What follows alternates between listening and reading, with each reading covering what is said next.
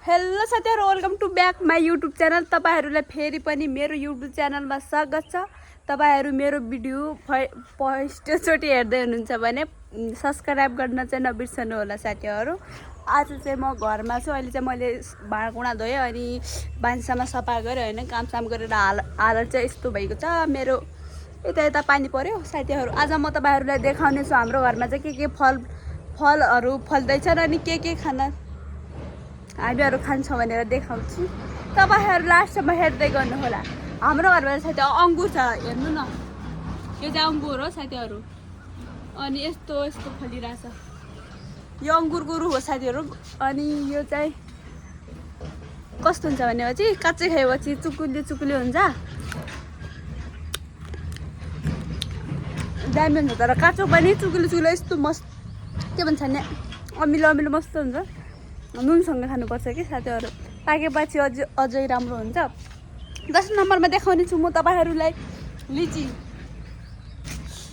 चाहिँ साथीहरु यति फलिरहेछ। अब यति धेरै फलेछ। यसपालि चाहिँ यति बाकुलो फलेछ कि साथीहरु। यो अब यो पाक्छ अब जेठ असारतिर अनि हामीहरु चाहिँ खान्छौँ।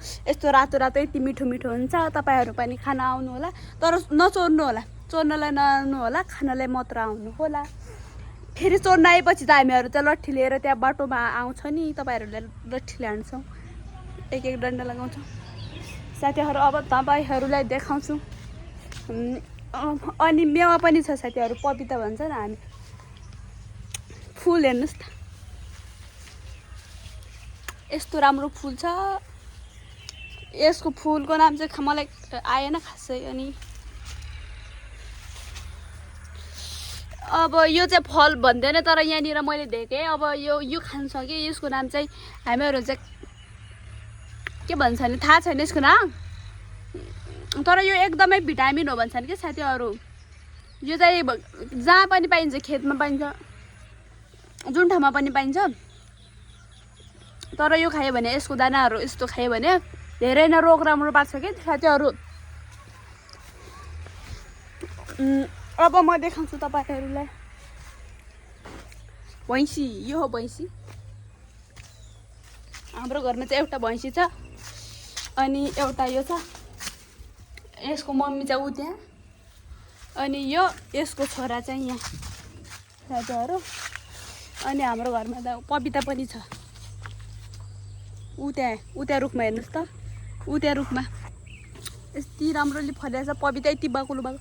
तपाईहरु खान चाहनुहुन्छ भने आउनु होला।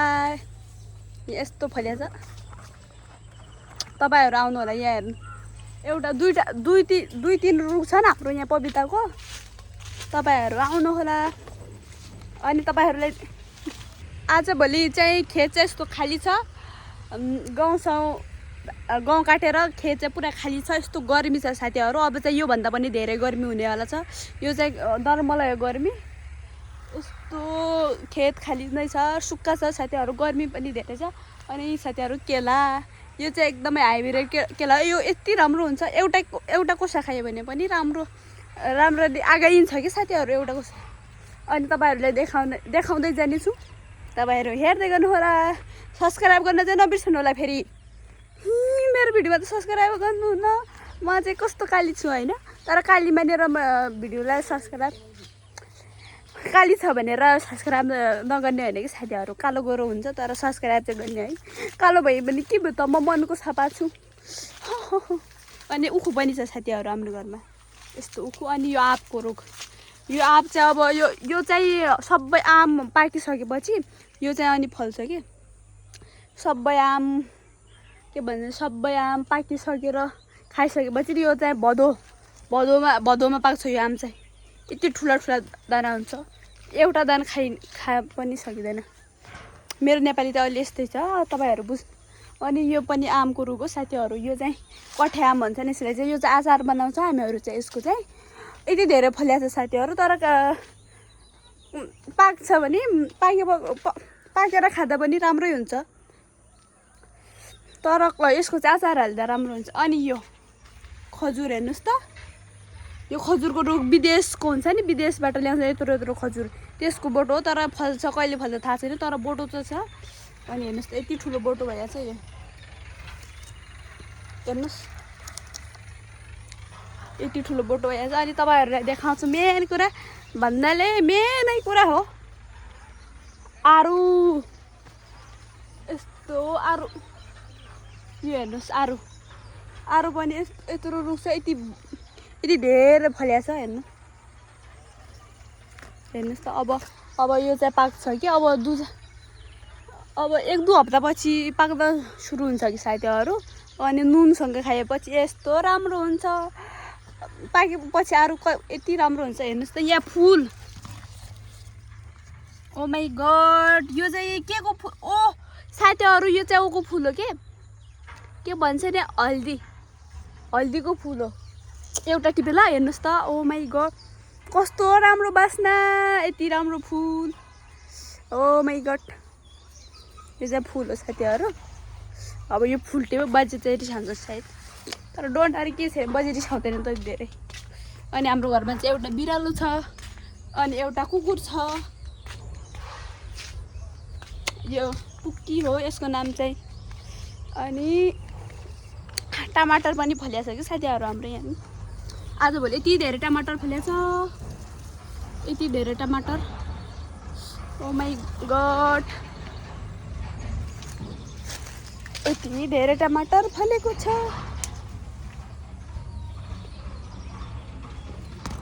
हेर्नुहोस् त गाइज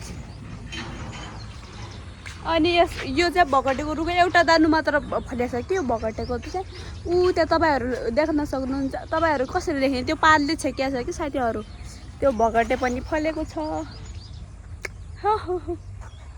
अब अरू यति नै हो साथीहरू हाम्रो घरमा चाहिँ फल अरू धेरै फल फुलेको छैन बाई बाई भनेर अब चाहिँ म मिनी बोला होइन कि म युट्युब च्यानल के भन्छ नि मलाई बोल्न आउँदैन कि हेर्नुहोस् त यो फुल चाहिँ म अब यहाँनिर यस्तरी राख्छु यहाँनिर ठुलो मम्मीले देख्यो भने चाहिँ रिसाउँछ है अनि हाम्रो घरमा चाहिँ यो तिमला पनि छ कि तिमला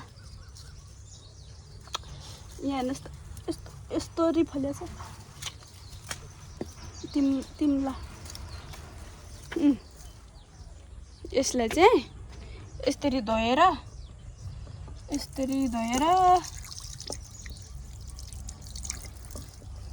यसरी खानुपर्छ